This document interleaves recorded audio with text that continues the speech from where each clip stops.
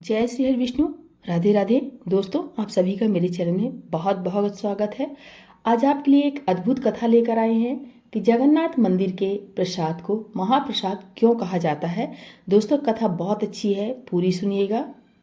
पद्म पुराण में श्रीला व्यासदेव जी जैमिन ऋषि से कहते हैं कि भगवान श्री विष्णु के नैवेद्य यानी महाप्रसाद का शेष भाग जो सभी पापों को नष्ट करने वाला है, उसको भक्ति भाव से जो खाता है वो परम पद को प्राप्त करता है। ये है भगवान श्री विष्णु जी के प्रसाद की महिमा।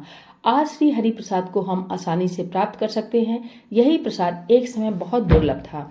पृथ्वी के जीवों को तो क्या, स्वर्ग के देवी देवता भी भगवान के उस प्रसाद का कण भी नहीं प्राप्त कर सकते थे। एक समय ऐसा था, भगवान के लिए प्रिय भक्त नारद मुनि को भगवान श्री हरि का उच्छिष्ट प्रसाद नहीं मिलता था, जो आज हम मनुष्यों को भगवान ने सुलभता से दे दिया है। एक समय संपूर्ण ब्रह्मांड में विचरण करते हुए भगवान के प्रिय भक्त नारद मुनि ने देखा कि भगवान श्री कृष्ण का प्रसाद खाने के बाद उनके भक्त उद्धव के अंदर दिव्य लक्षण प्रकाशित हुए हैं। उनके अंदर भगवान के प्रेम और भावावेश की लहरें उठ रही हैं। उनका ये दिव्य स्वरूप देखकर नारद मुनि को अतियांत आश्चर्य हुआ और थोड़ा बुरा भी लग गया, और उन्होंने मन में सोचा कि प्रभु, मैं इतने योगों से आपकी भक्ति कर रहा हूँ और मैं स्वामी को पूर्ण रूप से समर्पित अपने आप को कर दिया हूँ, लेकिन फिर भी क्या मैं उतना लायक नहीं हूँ कि आपने एक बार भी अपना मुझे उच्छिष्ट नहीं दिया। लेकिन मैंने भी अब ये निर्णय कर लिया है कि आपकी कृपा से ही आपके उच्छिष्ट प्रसाद को प्राप्त करके रहूंगा। फिर इस संकल्प के बाद नारद मुनि पहुंच गए माँ लक्ष्मी जी के पास और उनके पास रहकर अब वो लक्ष्मी देवी की सेवा करने लगे।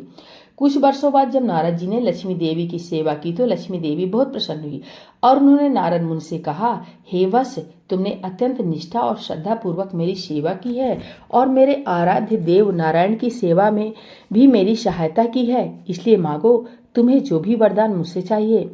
मैं वचन देती हूँ, मैं तुम्हारी इच्छा अवश्य पूर्ण करूंगी। और बस नारद मुनि को तो इसी समय का इंतजार था। उन्होंने तुरंत माँ लक्ष्मी से कहा, हे माता, अगर आप सचमुच में मुझ पर कृपालु हैं तो कृपया मुझे मेरे आराध्य देव श्री हरि का उच्छिष्ट प्रसाद दे और मुझे अधिक कुछ नहीं चाहिए, केवल एक मुट्ठी ही दे दीजिए माता।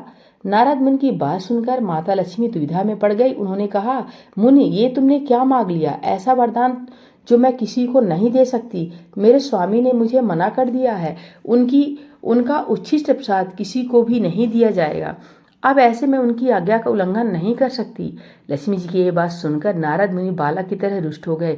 ठीक है माता, यदि आपकी इच्छा यही है तो कोई बात नहीं, पर याद रखिएगा, आज के बाद संसार में लोग कहेंगे माता लक्ष्मी वचन तो देती हैं पर पूरा नहीं करती। नारद मुनि के कटु वचन सुनकर लक्ष्मी जी बहुत चिंतित हो गई और उन्होंने नारद से कहा, वत्स, मैं तुम्हारी इस इच्छा को अवश्य पूर्ण करूंगी। इतना कहकर श्री लक्ष्मी भगवान विष्णु के पास जाती हैं और उनकी सेवा करते हुए लक्ष्मी जी बहुत चिंतित दिखाई पड़ रही थी। भगवान श्री हरि ने उन्हें देखा और चिंता का कारण पूछा। इसके उत्तर में लक्ष्मी जी ने सारी बात बताई। भगवान श्री विष्णु मंद मंद मुस्कुराने लगे और लक्ष्मी जी से कहा, हे देवी, उचित है, जाओ तुम नारद को मेरा उच्छिष्ट प्रसाद दे दो। अब लक्ष्मी जी प्रसन्न होकर नारद मुनि के पास पहुंची और उन्होंने मुनि को भगवान नारायण का प्रसाद दिया। और जैसे ही नारद मुनि ने उस महाप्रसाद का सेवन किया, उनके अंदर अष्ट सात्विक विकार प्रकट होने लगे। वह जोर जोर से भगवान का कीर्तन करने लगे। इस भावावेश में वो संपूर्ण ब्रह्मांड का विचरण करते हुए भगवान के पास कैलाश पहुंच गए। उनकी ऐसी अवस्था देखकर भगवान श्री को भी बहुत आश्चर्य हुआ और उन्होंने सोचा, आज नारद मुनि को क्या हो गया है।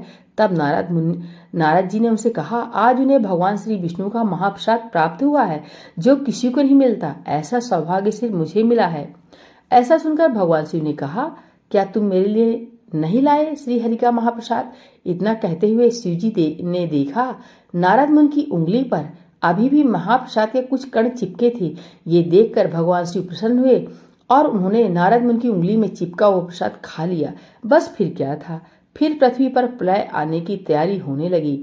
भगवान शिव के अंदर श्री हरि की प्रेमा भक्ति का ऐसा भाव आवेश उमड़ा कि उन्होंने तांडव नृत्य करना शुरू कर दिया, जिससे पूरी पृथ्वी कांपने लगी। चारों तरफ त्राही त्राही मच गई। तभी पृथ्वी माता पार्वती के पास पहुंची और उनसे प्रार्थना करती हुए कहती हैं, कृपया मेरी रक्षा करें। असमय ही महादेव आज तांडव करने लगे हैं। अगर ऐसा ही चलता रहा तो जल्द ही मैं खत्म हो जाऊंगी। आप मेरी रक्षा करें।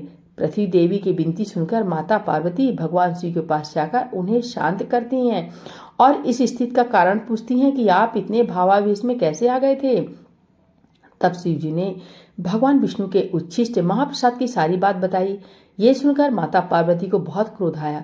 उन्होंने शिव को ताना मारते हुए कहा, स्वामी, अभी तक मुझे लगता था कि मैं आपकी अर्धांगिनी हूँ। आप मेरे प्रति उदार और दयालु हैं, पर यह सब झूठ है। मेरे प्रति आपका प्रेम दिखावा है। ये बात मुझे आज समझ आई और इतने बड़े धन को आपने मुझसे छिपा के अकेले ही ग्रहण कर लिया। कोई बात नहीं, अब मैं भी प्रतिज्ञा लेती हूँ। यदि भगवान विष्णु के मन में मेरे प्रति दया है तो मैं तीनों लोकों में प्रत्येक मनुष्य जीव जंतु को उनका महाप्रसाद दिलाऊंगी। और फिर उन्होंने भगवान श्रीहरि की घोर तपस्या की।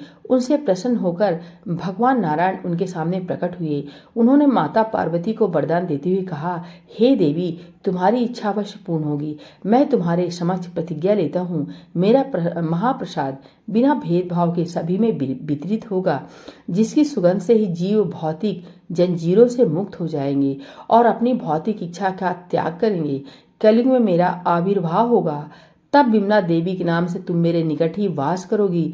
मुझे अर्पित भोग सबसे पहले तुम्हारे प्रदान किया हुआ जाएगा और फिर उस उच्छिष्ट महाप्रसाद को सभी जीवों में विस्तृत किया जाएगा।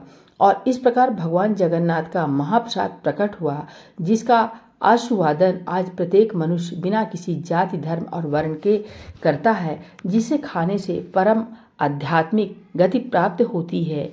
तो नमस्कार दोस्तों, ये कहानी कैसी लगी? अगर अच्छी लगी हो प्लीज़ कमेंट में राधे राधे लिखना मत भूलिएगा।